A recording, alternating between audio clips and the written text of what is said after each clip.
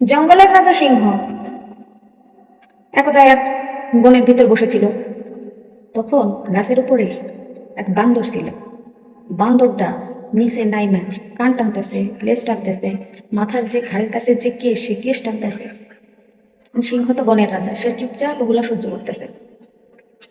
তা একটা শিয়াল এসে বলল, রাজা সাহেব আপনি চুপ আছেন কেন? তো সে বলল, যে আপাতত চুপ থাকি, দেখা যাক পরবর্তীতে কি হয়।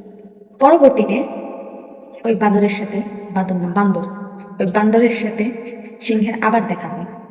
তখন কোনো কথা নাই, বার্তা নাই।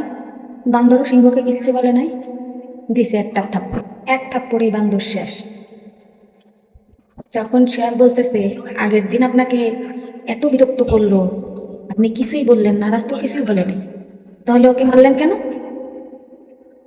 তখন সিংহ বলল, সেদিনের পর ও বাঘের নাকে সুর সুরে দিছে, ও হাতির সুর ধরে টানছে, কুমিরের সাথে বাটপাড়ি করছে।